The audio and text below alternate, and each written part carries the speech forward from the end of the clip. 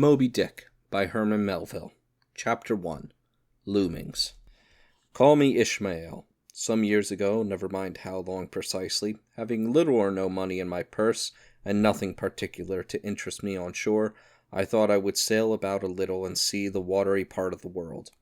It is a way I have of driving off the spleen, and regulating the circulation.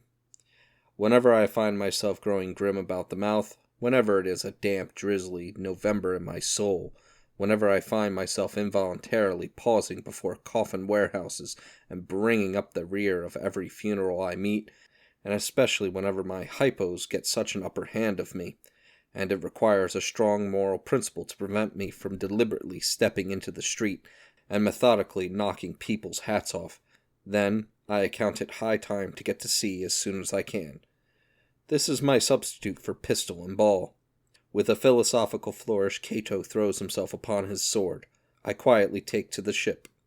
There is nothing surprising in this. If they but knew it, almost all men in their degree, some time or other, cherished very nearly the same feelings toward the ocean with me. There now in your insular city of Manhattan, belted round by wharves as Indian Isles, coral reefs, commerce surrounds it with her surf. Right and left, the streets take your waterward. Its extreme downtown is the Battery, where the noble mole is washed by waves and cooled by breezes, which a few hours previous were out of sight of land. Look at the crowds of water-gazers there. Circumambulate the city of a dreamy Sabbath afternoon. Go from Corlear's Hook to Coenties Slip, and from thence by Whitehall northward, what do you see? Posted like silent sentinels all around the town, stand thousands upon thousands of mortal men fixed in ocean reveries. Some leaning against the spiles, some seated upon the pierheads, some looking over the bulwarks of ships from China, some high aloft in the riggings, as if striving to get a still better seaward peep. But these are all landsmen, of weekdays pent up in lath and plaster, tied to counters, nailed to benches, clinched to desks. How then is this? Are the green fields gone? What do they do here? But look, here come more crowds, pacing straight for the water, and seemingly bound for a dive. Strange, nothing will content them but the extremest limit of the land. Loitering under the shady lee of yonder warehouses will not suffice. No, they must get just as nigh the water as they possibly can without falling in, and there they stand, miles of them, leagues. Inlanders all. They come from lanes and alleys, streets and avenues, north, east, south, and west. Yet here they all unite. Tell me, does the magnetic virtue of the needles, of the compasses of all those ships attract them thither? Once more, say you are in the country, in some highland of lakes. Take almost any path you please, and 10 to 1 it carries you down in a dale, and leaves you there by a pool in the stream. There is magic in it. Let the most absent-minded of men be plunged in his deepest reveries.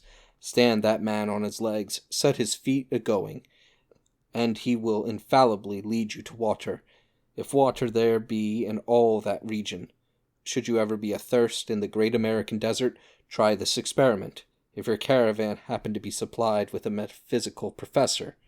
Yes, as everyone knows, meditation and water are wedded forever. But here is an artist. He desires to paint you the dreamiest, shadiest, quietest, most enchanting bit of romantic landscape in all the valley of the Saco. What is the chief element he employs? There stands his trees, each with a hollow trunk, as if a hermit and a crucifix were within, and here sleeps his meadow, and there sleep his cattle, and up from yonder cottage goes a sleepy smoke. Deep into distant woodlands winds a mazy way, reaching to overlapping spurs of mountains bathed in their hillside blue, but through the picture lies thus tranced, and through this pine tree shakes down its sighs like leaves upon this shepherd's head, yet all were vain, unless the shepherd's eye were fixed upon the magic stream before him. Go visit the prairies in June, when for scores on scores of miles you wade knee-deep among tiger lilies. What is the one charm wanting? Water. There is not a drop of water there. Were Niagara but a cataract of sand, would you travel your 1,000 miles to see it? Why did the poor poet of Tennessee, upon suddenly receiving 2 handfuls of silver, deliberate whether to buy him a coat, which he sadly needed, or invest his money in a pedestrian trip to a Rockaway beach? Why is almost every robust, healthy boy with a robust, healthy soul in him at some point or other crazy to go to sea? Why, upon your first voyage as a passenger, did you yourself feel such a mystical vibration when first told that you and your ship were now out of sight of land? Why did the old Persians hold the sea holy? Why did the Greeks give it a separate deity and own brother of Jove? Surely all this is not without meaning, and still deeper the meaning of that story of Narcissus, who, because he could not grasp the tormenting, mild image he saw in the fountain, plunged into it and was drowned. But that same image we ourselves see in all rivers and oceans. It is the image of the ungraspable phantom of life, and this is the key to it all. Now, when I say that I am in the habit of going to sea whenever I begin to grow hazy about the eyes and begin to be over-conscious of my lungs, I do not mean to have it inferred that I ever go to sea as a passenger, for to go as a passenger you must needs have a purse, and a purse is but a rag unless you have something in it. Besides, passengers get seasick, grow quarrelsome, don't sleep of nights, do not enjoy themselves much, as a general thing. No, I never go as a passenger, nor though I am something of a salt, do I ever go to sea as a commodore, or a captain, or a cook. I abandon the glory and distinction of such offices to those who like them. For my part, I abominate all honorable respective toils, trials, and tribulations of every kind whatsoever. It is quite as much I can do to take care of myself without taking care of ships, barks, brigs, schooners, and what not. And as for going as a cook, though I confess there is considerable glory in that, a cook being a sort of officer on shipboard, yet somehow I never fancied broiling fowls, though once broiled, judiciously buttered, and judgmatically salted and peppered, there is no one whom will speak more respectfully, not to say reverentially, of a boiled fowl than I will. It is out of the idolatrous dotings of the old Egyptians upon broiled ibis and roasted river horse that you see the mummies of those creatures in their huge bakehouses, the pyramids. No, when I go to sea, I go as a simple sailor, right before the mast, plumb down into the forecastle, aloft there to the royal masthead. True, they rather order me about some, and make me jump from spar to spar like a grasshopper in a May meadow, and at first this sort of thing is unpleasant enough. It touches one's sense of honor, particularly if you come of an old established family in the land, the Van Rensselaers, or Randolphs, or Hardicanutes. And more than all, if just previous to putting your hand into the tar pot, you have been lording it as a country schoolmaster, making the tallest boys stand in awe of you, the transition is a keen one, I assure you, from a schoolmaster to a sailor, and requires a strong decoction of Seneca and the Stoics to enable you to grin and bear it. But even this wears off in time. What of it if some old hunks of a sea captain orders me to get a broom and sweep down the decks? What does that indignity amount to, weighted, I mean, in the scales of the New Testament? Do you think the Archangel Gabriel thinks anything the less of me because I promptly and respectfully obey the old hunks in that particular instance? Who ain't a slave? Tell me that. When then, however the old sea captains may order me about, however they may thump and punch me about, I have the satisfaction of knowing that it is all right, that everybody else is one way or other served in much the same way, either in a physical or metaphysical point of view, that is. And so the universal thump is passed round, and all hands should rub each other's shoulder blades and be content. Again, I always go to sea as a sailor, because they make a point of paying me for my trouble, whereas they never pay passengers a single penny that I ever heard of. On the contrary, passengers themselves must pay, and there is all the difference in the world between paying and being paid. The act of paying is perhaps the most uncomfortable infliction that the 2 orchard thieves entailed upon us.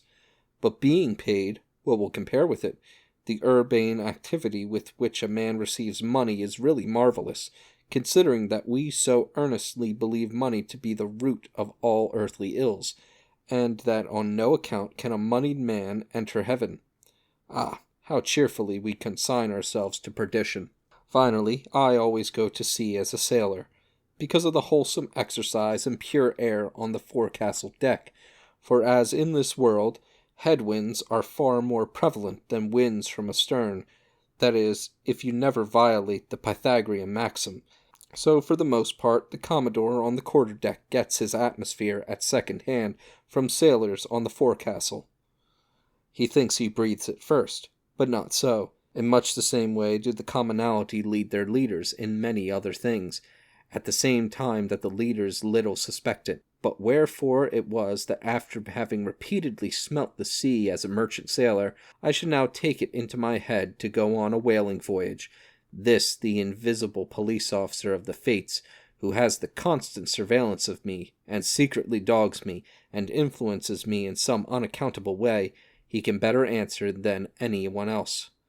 And, doubtless, my going on this whaling voyage formed part of the grand program of Providence that was drawn up a long time ago. It came in as a sort of brief interlude and solo between more extensive performances. I take it that this part of the bill must have run something like this: Grand contested election for the presidency of the United States, whaling voyage by one Ishmael, bloody battle in Afghanistan. Though I cannot tell why it was exactly that those stage managers, the fates, put me down for this shabby part of a whaling voyage, when others were set down for magnificent parts in high tragedies, and short and easy parts in genteel comedies, and jolly parts in farces. Though I cannot tell why this was exactly. Yet now that I recall all the circumstances, I think I can see a little into the springs and motives which, being cunningly presented to me under various disguises, induced me to set about performing the part I did, besides cajoling me into the delusion that it was a choice resulting from my own unbiased free will and discriminating judgment. Chief among these motives was the overwhelming idea of the great whale himself. Such a portentous and mysterious monster roused all my curiosity. Then the wild and distant seas where he rolled his island bulk, the undeliverable, nameless perils of the whale, these, with all the attending marvels of 1,000 Patagonian sights and sounds, helped me to sway me to my wish. With other men, perhaps, such things would not have been inducements. But as for me, I am tormented with an everlasting itch for things remote.